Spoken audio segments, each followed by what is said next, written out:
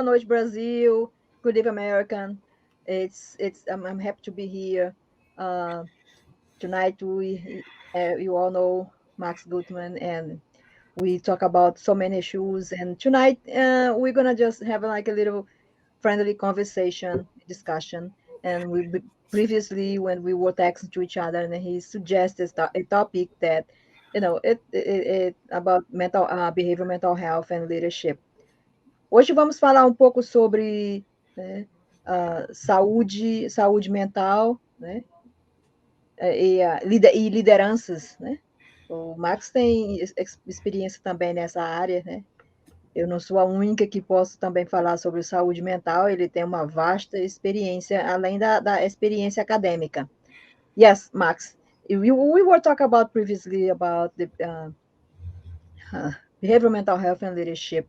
So when you mentioned that, I was like, wow, I didn't think of that before. I always thought about the hands-on, because the hands-on is a huge issues that we need people to be on the ground. We need soldiers. We need people moving around. But the leadership is very important.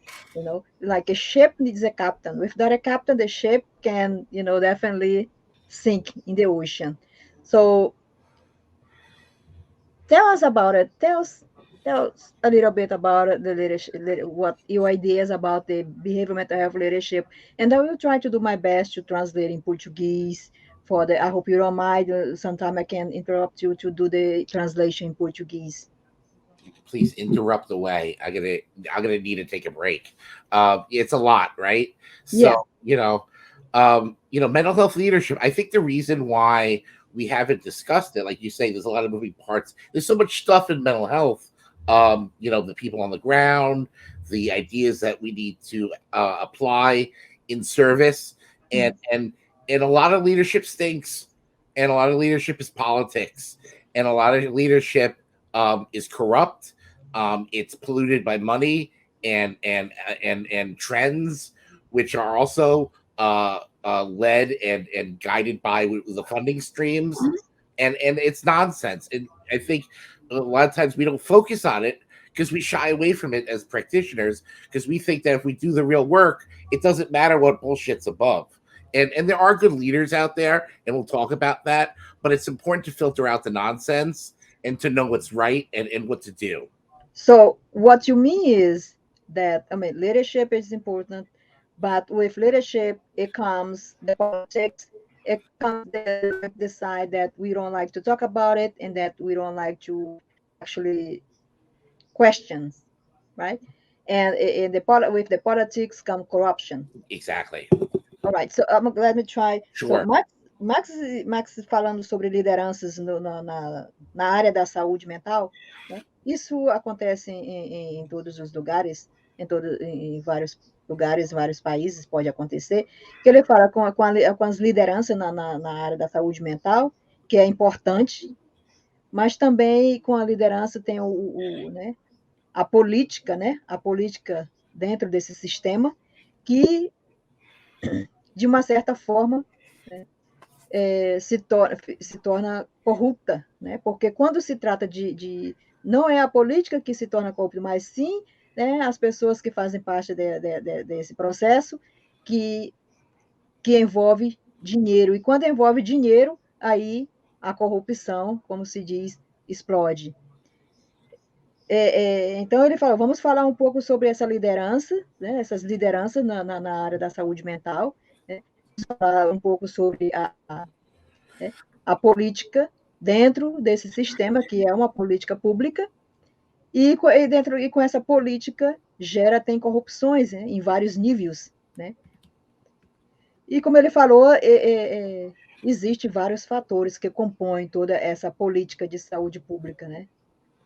Yes, Max. Oh yeah. I will just explain a little bit about about the corruption, the politics. Yeah. That it involves leadership in the behavioral mental health.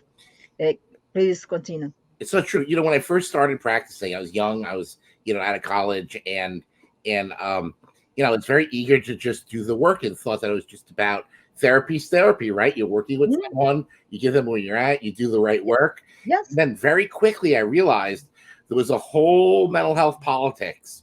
There were families and races that were either underserved or overserved, and programs that got more money than others, and meetings that were held that gave some people more service dollars, more money than other I know people. exactly what you mean. And it's very frustrating. And I I know used to exactly go what to you mean. these meetings and sit there, and they were called support circle meetings and support circle meetings, when in fact it was just about figuring out why someone didn't get the help they needed. Someone was siphoned off and given blame, and then more programs were added. A lot of nonsense, and these workers, these like leaders would make comments like, "I've worked with that family since that grandma was in the system," and I'm thinking, well, that doesn't make sense. Because if you've been working with that family since the grandma was in the system, why are they still in the system? You know what I mean? And why I Why do they agree still with need you. help? So, Max está nos contando que, inicialmente, quando ele começou a trabalhar na área da saúde mental, né, como profissional, como clinician, ele tinha toda aquela paixão, né, de vamos ajudar o paciente, vamos ajudar, tratar do paciente. Então, pouco a pouco, ele foi vendo, né, como profissional da área da saúde, eu também tive essa experiência.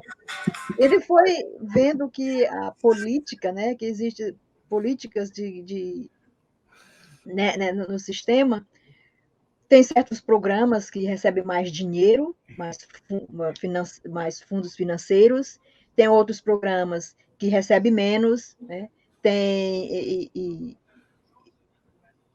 toda como se diz, não é propriamente. É difícil de até mesmo, às vezes, explicar, porque como é que um programa, sendo da área da saúde pública, né, tem programas que recebem mais dinheiro que outros, né? Tem pessoas que recebem serviços melhores, né, que outros. Então, ele falando, tem casos de pacientes, de pessoas, de como os casos que ele atendia, né, que ele falava como é que você faz tanto tempo que está trabalhando com esta pessoa e esta pessoa, este paciente ainda está no sistema, né?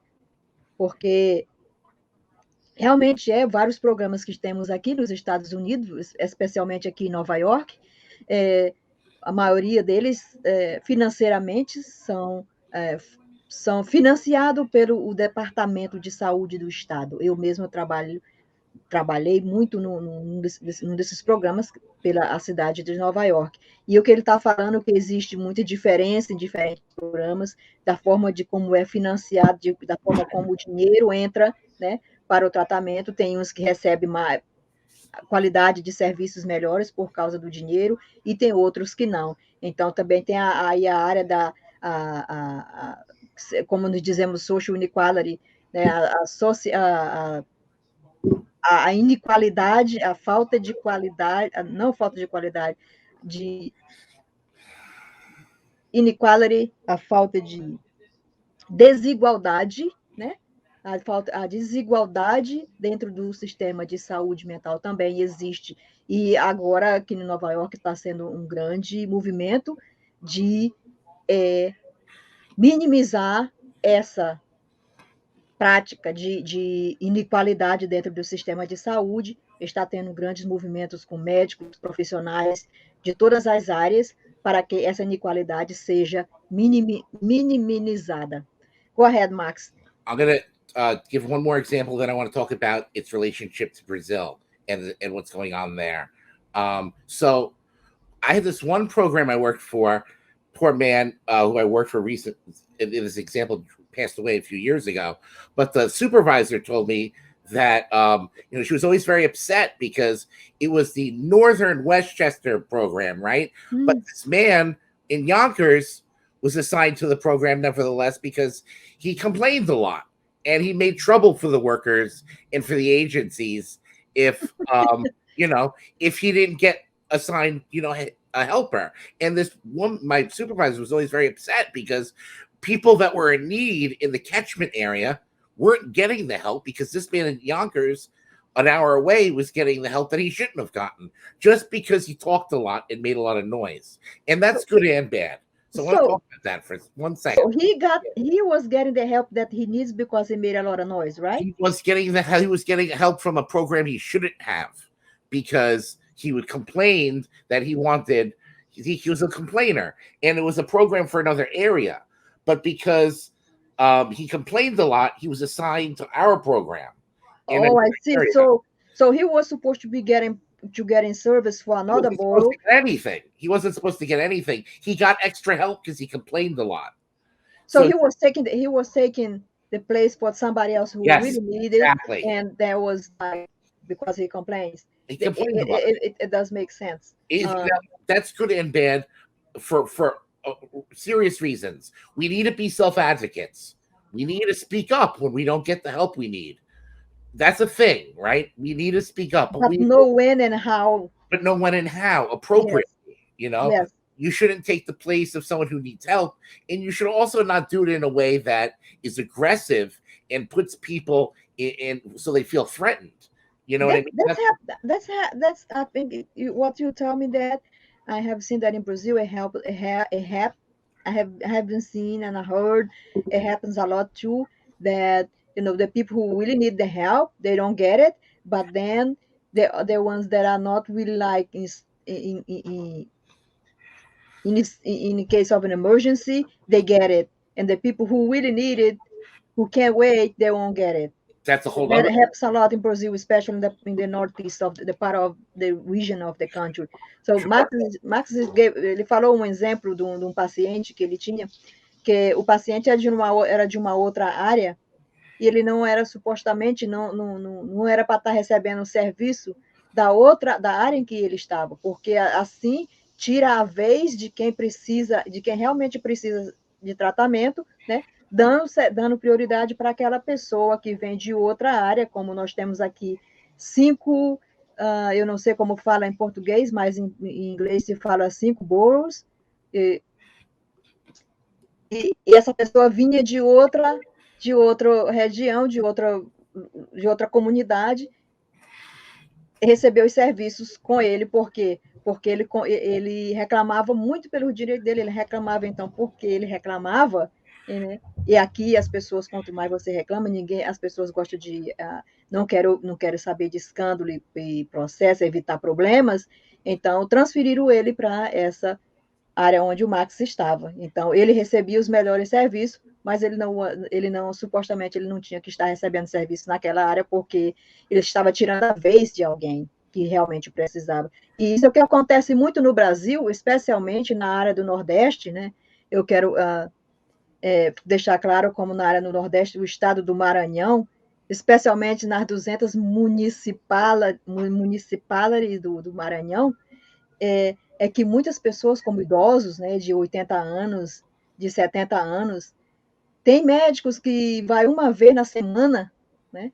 Vai uma vez na semana no município para ver os pacientes. Então, antes do médico chegar, aquela pessoa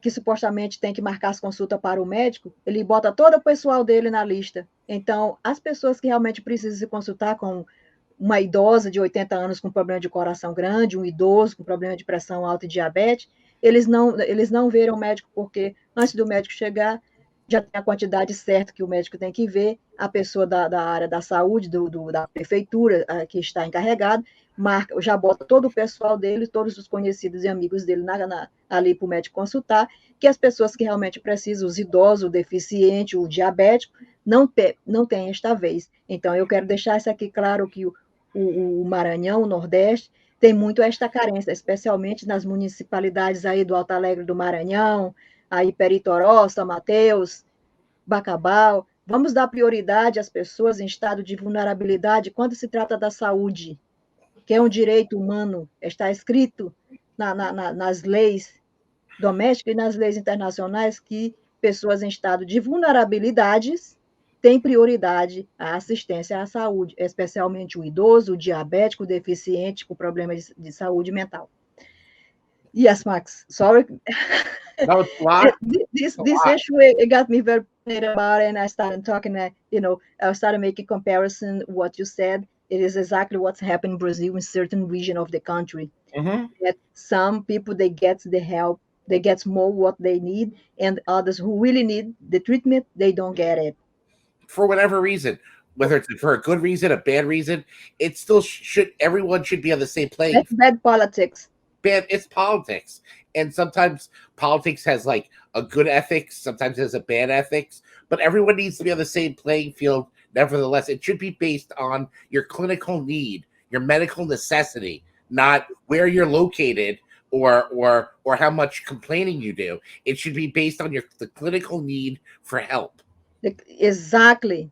It should be based exactly the need that you need, not about the complaint. So Max está fazendo um ponto muito claro que a ajuda, né? A ajuda que o paciente precisa, seja ele em qualquer situação médica ou psiquiatra, psicológica, emocional, seja qual for a sua condição, o paciente ele deve receber a ajuda que ele precisa, baseado na sua condição, para que tenha um controle não por ser por, por reclamar tanto e ter medo de por tanta reclamação, né? As pessoas, quando você reclama demais, não é como aqui. Aqui, quando você reclama, você consegue o que você quer.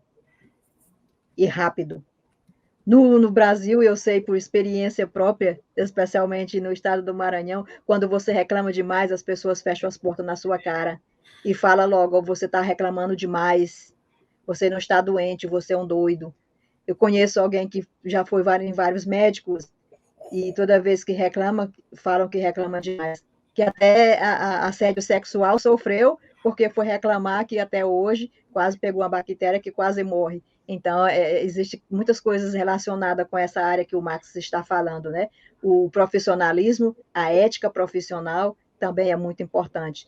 Yes, Max, I was mentioning some things, different cases that happen in Brazil, and you were right.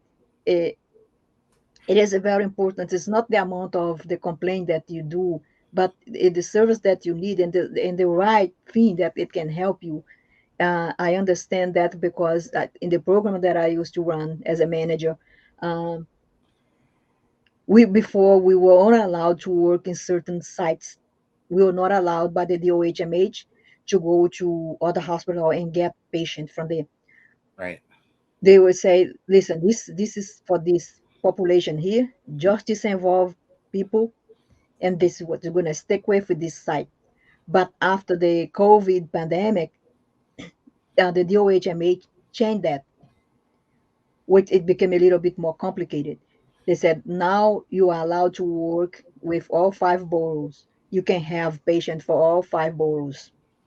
Any hospital that have population with justice involvement and psychiatric history, you take them.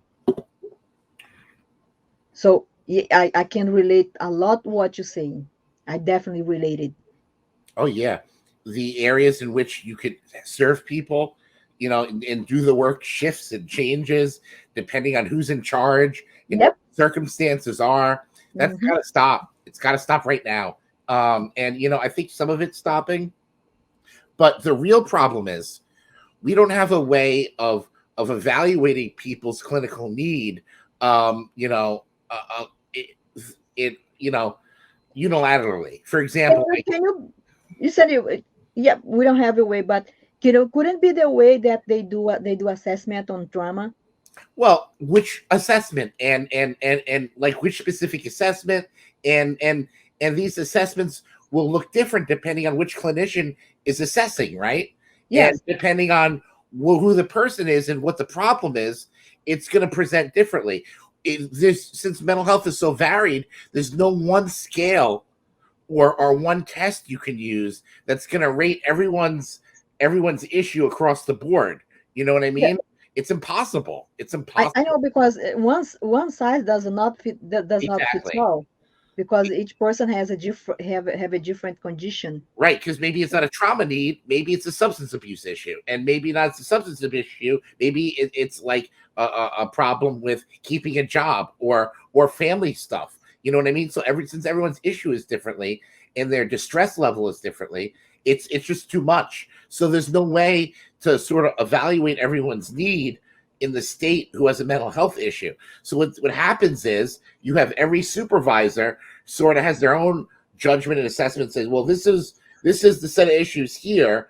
And when it goes beyond the program, that's when you have all these disparities, because between programs, there's no way of knowing who's in greater need. So everything is started. So what you say is everything is started with the assessment, because Right. if you do a good assessment, it's depending who is doing the assessment, Exactly. how it is done the assessment, that you can actually fit the person with the right treatment, with the right help. Exactly. O que o Max está explicando é que quando se trata de behavior, de saúde, de tratamento para a saúde mental, dependência química, ou qualquer outro trauma, qualquer outro trauma, ou até mesmo a depressão complexa, que aqui se diz PTSD, complex PTSD, tem que haver tem que ter um certo, que faz um assessment, um acesso, né? Como em português eu creio que se diz avaliação, né? Tem que se fazer uma avaliação certa, depende de quem faz essa avaliação, como é feita esta avaliação, baseado nos sintomas, no quadro de cada pessoa. Mas cada caso é um caso, porque cada pessoa tem uns sintomas diferentes. Pode ter um grupo inteiro de 10 pessoas que todos sofrem de esquizofrênia, mas cada pessoa que sofre neste grupo, eles apresentam quadros clínicos diferentes, sintomas diferentes, como o caso, como José Vandeilson, que sofre de esquizofrênia e outras condições intelectuais, que ele teve uma crise de agitação, de hiperatividade, ele tem esquizofrênia, ele apresenta um quadro totalmente diferente dos que já foram vistos. Então, só para deixar claro, o Max falou muito claro, depende da pessoa, tem que ser uma pessoa com experiência, uma pessoa que sabe o que está fazendo, não é qualquer um que chega e vai dizer, aquela pessoa está com esquizofrenia, vai confundir a condição psicológica, psiquiátrica da pessoa, como fizeram com José Vandeilson. Ele com agitação, alta agitação por causa da falta de remédios, aí lá vem o Conselho Tutelar do Alto Alegre do Maranhão, aí fala que o rapaz,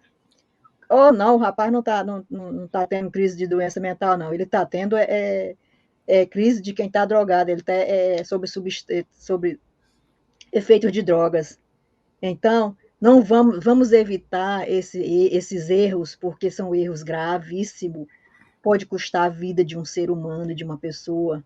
Você não quer, na sua responsabilidade, um profissional que cometa erros como esses, gravíssimos, que não sabe o que está fazendo, né? Porque quem tem esquizofrênia, Max falou uma coisa muito correta, tem que ter um profissional sério que saiba fazer as avaliações, as primeiras avaliações, quando entra no sistema de saúde, que aqui fazemos isso, faz as primeiras avaliações, e baseado nessas avaliações, o psiquiatra vai trabalhar em cima disso.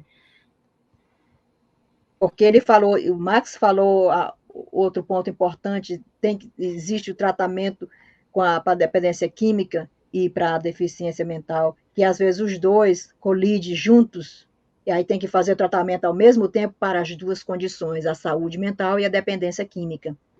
Né?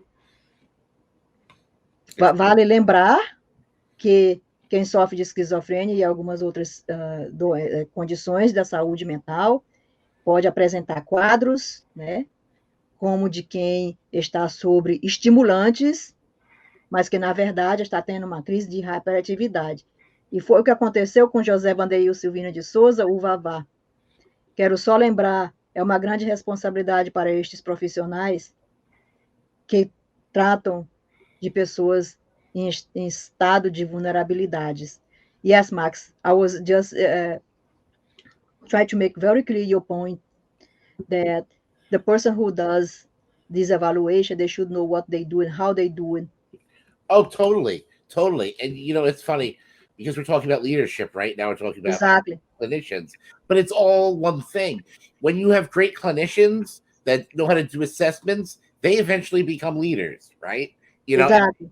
And these leaders that know how to do the work, these are the people that you want leading. I'm going to give you an example that's really sad. All right, but it needs to be said. Let's call this program director, for lack of a better, Deidre. So that was her name, right? Mm-hmm. Right. So I kept this is a person who was in charge, now an executive, who didn't have a license. Okay, I had a license above her. I met the family I was working with. She Mm-hmm. never met any of these people, never practiced it clinically in her life, but was making clinical decisions. So I needed to borrow funds from her program. So she was in charge whether or not I got the help I needed. So So she was the leader. she was the leader, but she didn't know she didn't know what the work was. So she never practiced, but she was in charge of Oh, the program. So make a long story short, she looks at my case and goes, "Oh, this is behavioral."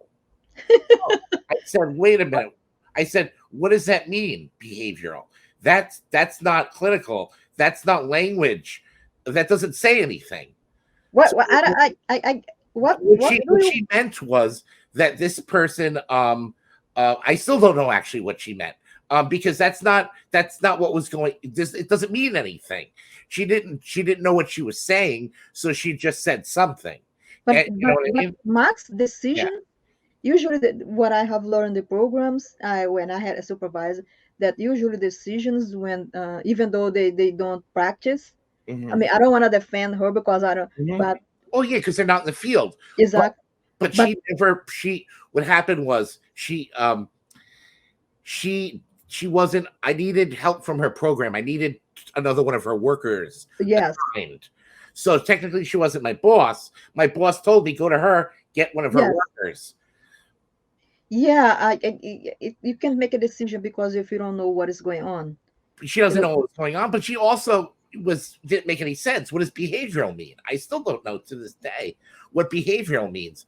What does that mean? That's like saying someone is It's you very know, broad. it's very broad, and You it's know, they have not only the behavior mental health, but they have the behavior, the criminal behavior. They have the anything, psychopath. and it can mean anything. They have the sexual behavior. There's so many kind of behavior. Which one is it? It can Because mean anything. It can mean anything because she didn't know what she was saying because she exactly. didn't know how to practice and didn't know the family. And that's just an example of people making decisions for families that don't have either never met the family or don't know how clinical social work or psychotherapy works. All right. So what you say is that the bad leader. This is a kind of bad leadership. It's an example of bad leadership. The bad leadership. So Max está nos dando um exemplo, um tipo de lideranças, né? De pessoas que tomam decisões baseadas, acho que não sabe, tomam decisões, mas não sabem o que estão fazendo, né?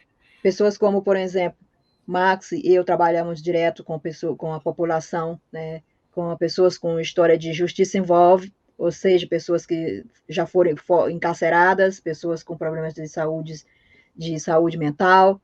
Então, pessoas como ele e eu sabemos como lidar, como tratar, qual tipo de serviço que aquela pessoa precisa, para onde podemos encaminhar aquela pessoa. Então, ele estava dando um exemplo de um caso, né, de uma pessoa que estava acima dele, diretora de um programa, que ela não trabalhava diretamente com a população e tomou decisões que não eram exatamente adequadas. Então, quanto mais você pratica nessa área, quanto mais mais você sabe, mais você aprende, e assim você se torna um líder. Porque quando você chega num cargo de diretor, né? Eu, como era gerente, não sei como fala em português nessa parte aí, né? E um cargo de liderança assim, é importante lembrar, né? De onde veio, como se faz, se você faz um bom trabalho, se você sabe o que está fazendo, você toma decisões, né? Baseado nas evidências que, então, num caso que o Max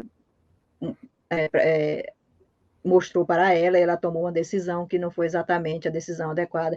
Aí é que vem a boa liderança e a lideranças ruins, né? Que tomam decisões baseadas em fatos como na política, né? De influências. Yes, Max, I was just explaining a little bit about the case you said, the good leadership and the bad leadership.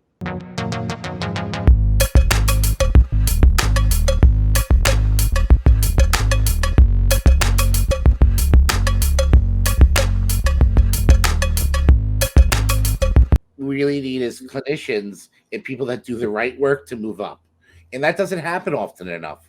What happens is But good also it's the people. pay, Max. Also, sorry to interrupt you. No, no, Sometimes, please, please. sometimes is the pay is not. You know that work in the behavioral mental health in the human service, it doesn't pay a lot. You don't get rich work in the human service.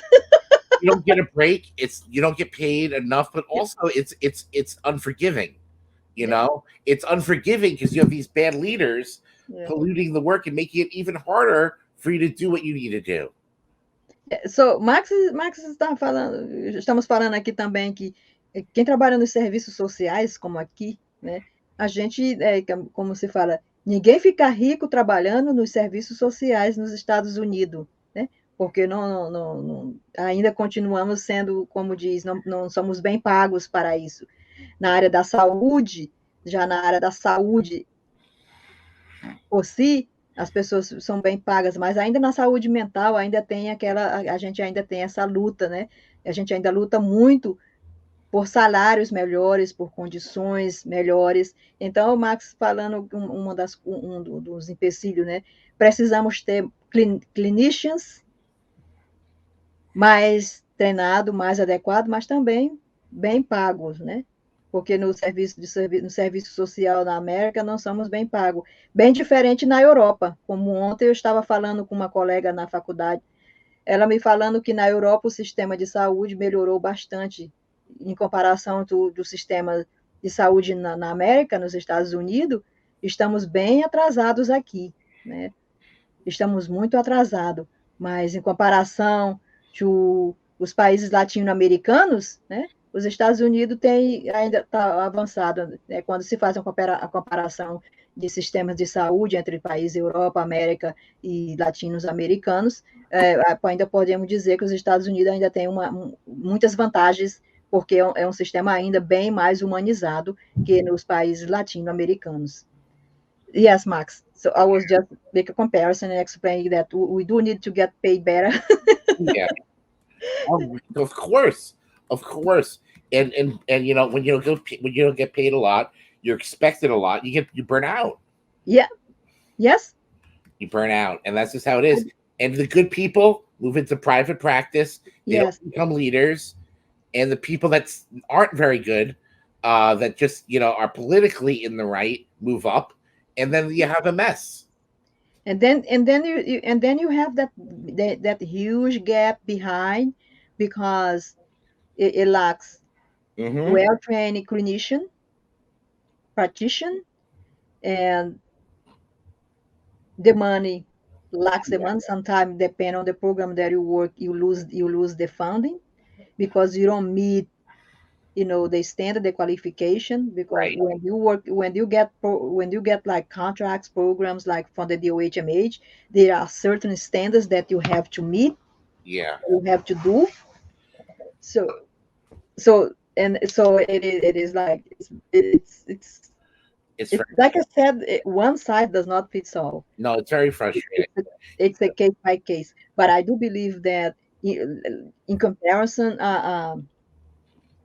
to where we are right now in comparison to Latin America countries, Brazil, and Europe. A colleague of mine, she will say that Europe, the health system is getting much better. Like UK is doing much better. She gave some example of like Germany, but she will say, well, America is still way behind. Like the social inequality when it comes to health itself, not only mental health, but the health, the health system. Then I was telling her, you think it's in America is bad right now? Let's make a comparison to Latin America countries, to South American. I don't like to call Latin America, call South American nations, Yes, of like course. Brazil itself. It's right now. It's horrible, the system. Yes. So Well, it's night and day.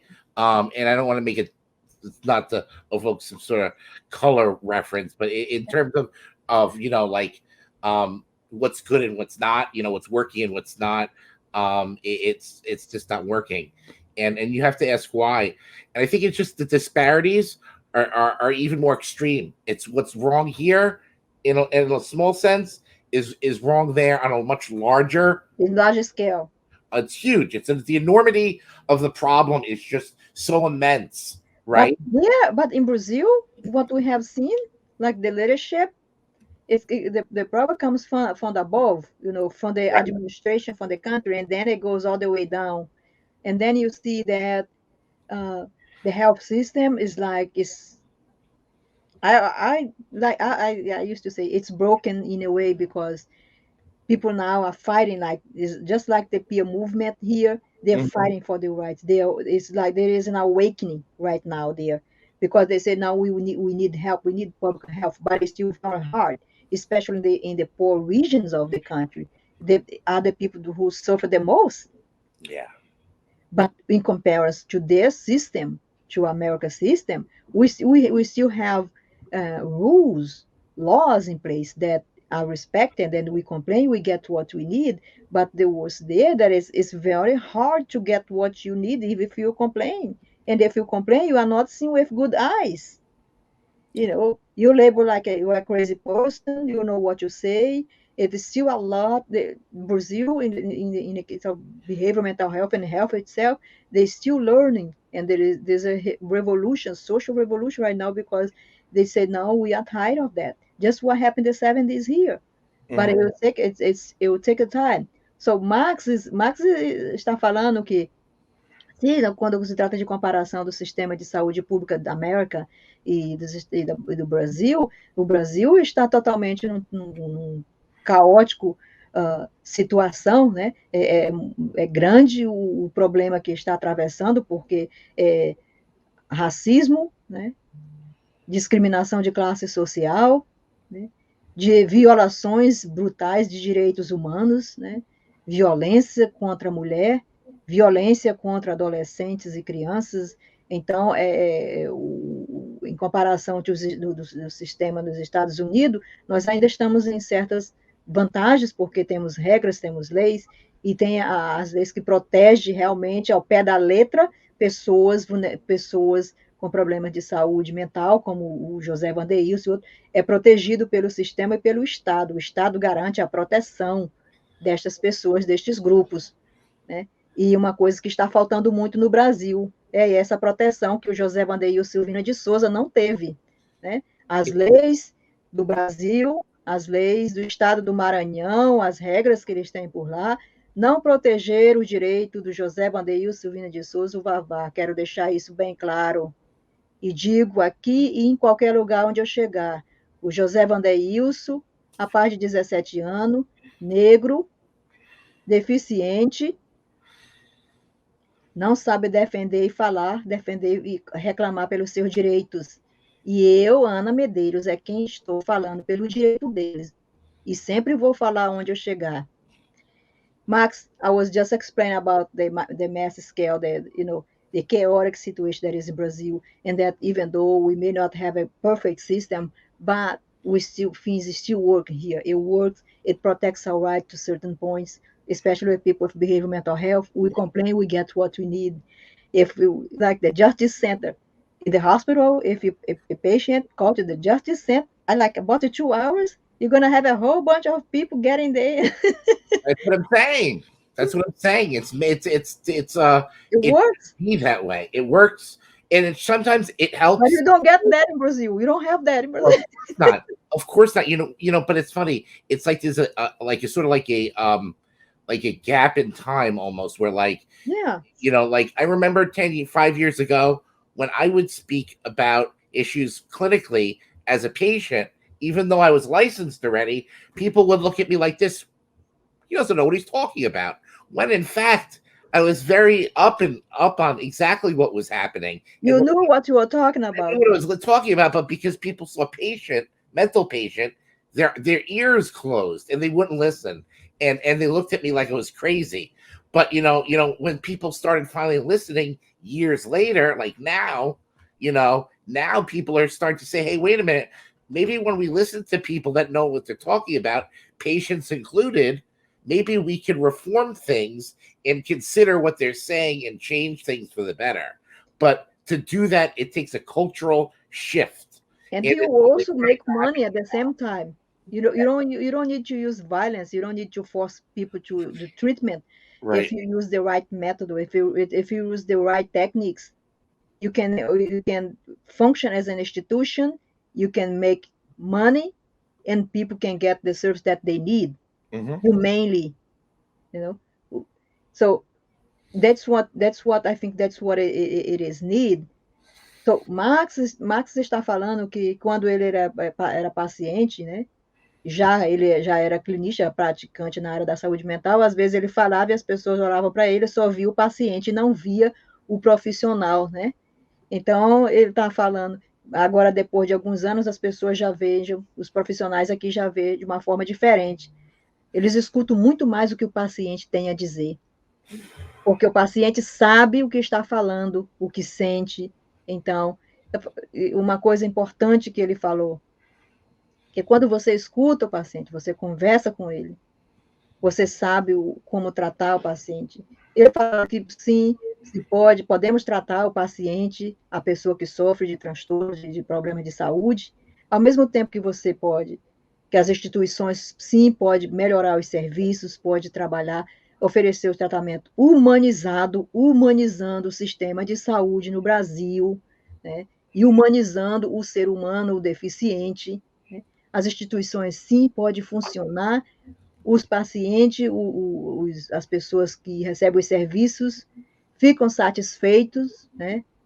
Podem viver com a saúde, né?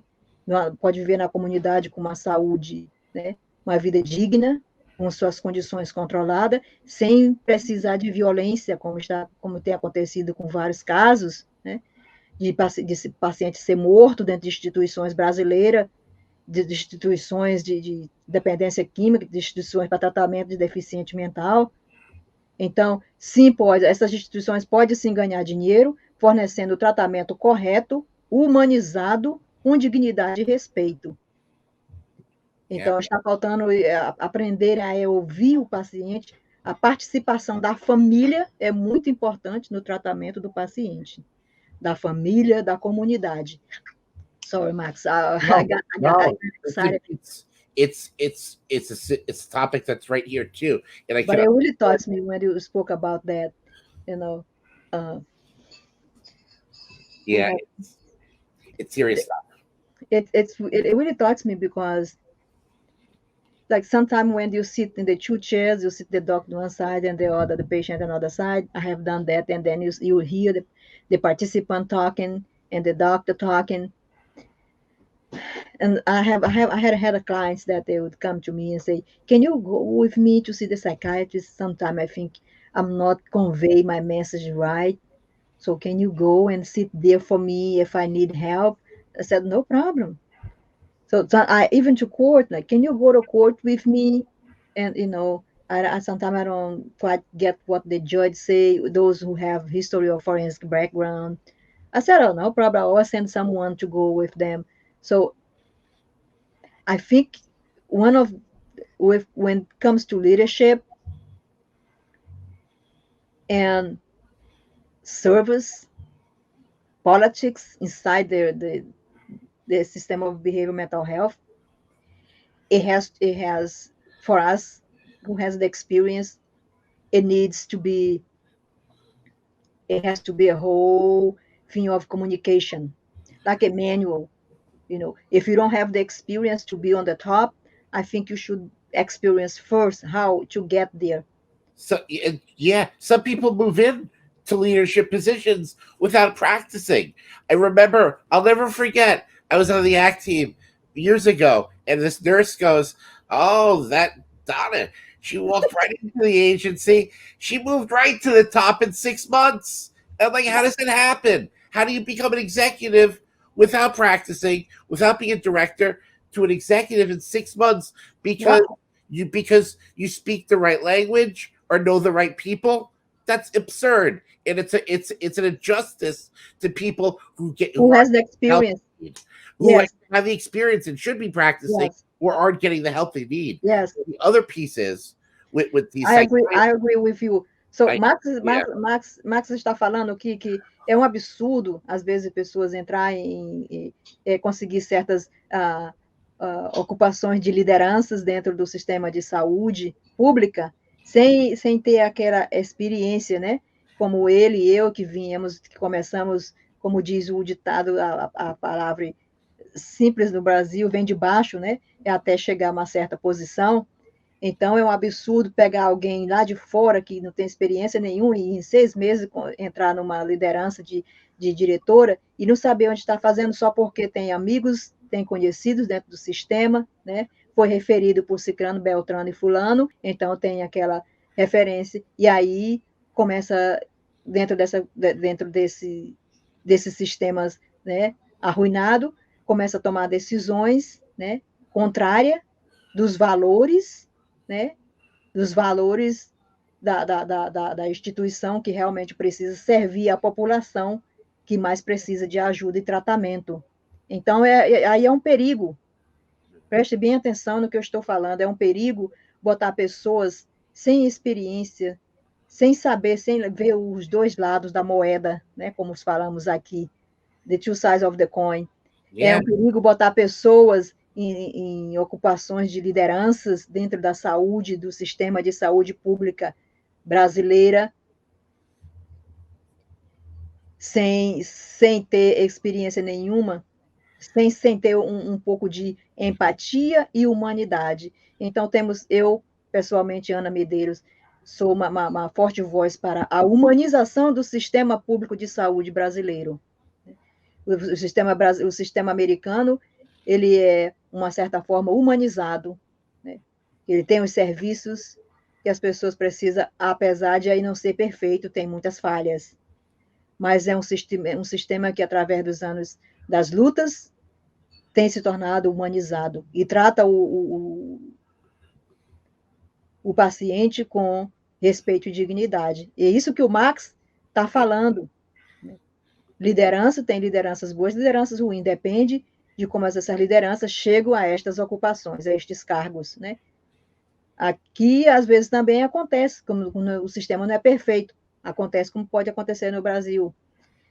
Conseguiu esse cargo de diretora, porque é amigo de fulano, Beltrano, Ciclano, foi indicado. Mas aqui estamos sempre de olho nesse tipo de coisa quando acontece. E, geralmente, se alguém consegue um cargo assim, não fica muito tempo, né?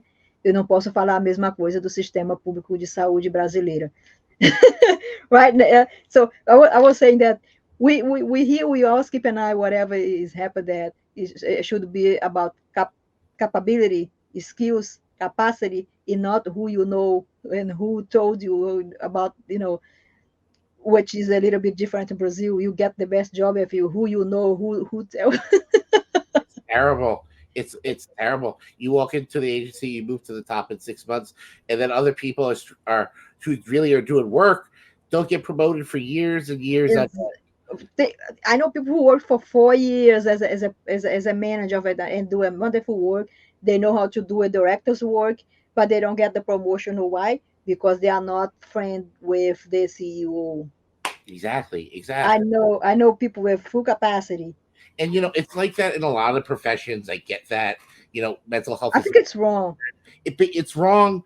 Of course it's wrong. And it's wrong even more so in what we do, because we're supposed to be objective. Exactly. Right? Based on facts. Based on fact, evidence, science, and your best practice. Yes. Yes. It's nothing to do with how well you speak or your medical, that, or who you know, or what connection you have. It's based on your ability to wrap your mind around science and apply it to the work. And when you forget that, you forget what's important, and that's the people you're helping. Exactly. So we have a few minutes, but I think it was so amazing, the conversation we had today. Great energy. That I mean, the things that we spoke about, it really touched my heart. I mean, I could see that you were very passionate about it, because we know what it's like. We've been there. We've done that, and it is not easy to get where we are right now. So, Max, what are your last consideration for today? And I will appreciate it. I hope we can do that. Nick wasn't able to be here with us today. He's not feeling well. I hope he gets better. Maybe next time he's gonna be with us. Yes, what are your last consideration for tonight? especially about the leadership in the behavioral mental health, the politics of behavioral mental health. I guess my last message is, if you want to be a leader because you care about reaching a larger latitude, a greater amount of people, and helping more people, not because you want, either your name out there or because you're interested in status. It's not about status. It's really about the social mobility of the people below and beneath you and lifting them up. Who needs the most? Exactly. So, I asked Max para falar um pouco sobre as suas últimas considerações por esta noite. E ele falou que lideranças, né, deve estar dispostas, né, a servir, porque quem trabalha em cargos públicos está ali para servir a população, não é para servir a si próprio, né? Seja em que cargo for que você estiver, mas dentro do sistema de saúde, dentro de qualquer instituição que seja cargos públicos, você está ali para servir a população e não a si próprio ou família Beltrano Cicrano. Então, o que o Max está falando, as suas últimas considerações para esta noite, é dizendo que pessoas em funções de lideranças devem, né, ver adiante e estar disposto a servir uma população em massa, especialmente os grupos em estados de vulnerabilidades, que são os que mais precisam ser, né, da ajuda, da assistência, para poder viver uma vida digna na comunidade, junto com sua família, com seus familiares, para viver uma vida com respeito e dignidade. E não vamos esquecer de humanizar o sistema de saúde ou sistemas de serviços públicos, porque onde quer que você vá, você não perde a sua essência de ser um ser humano, né? Você é um ser humano que precisa ser respeitado, que a sua dignidade, a sua identidade, quem você é, de onde você vem, deve ser preservada e respeitada em todas as instituições públicas, privadas, em qualquer lugar onde você chegar. E é isso que o Marx fala. Tem lideranças ruins e tem lideranças boas. Depende de como são selecionadas essas lideranças, né? Baseado em capacidades, né? Em méritos, e não em quem você, por amizade, de quem você conhece, porque você é amigo de fulano, Beltrano, e você consegue estes cargos. Não, ele falou capacidade, né? Empatia, humanidade, né? Que seja treinada, que esteja disposta a servir as massas, a servir o público, porque é para isso que você está ocupando este cargo. Então, minhas últimas considerações para esta noite, eu agradeço ao Max por estar aqui, foi um debate muito, muito interessante. Good Eve American. Boa noite, Brasil. É um prazer estar mais uma vez aqui. Até a próxima vez.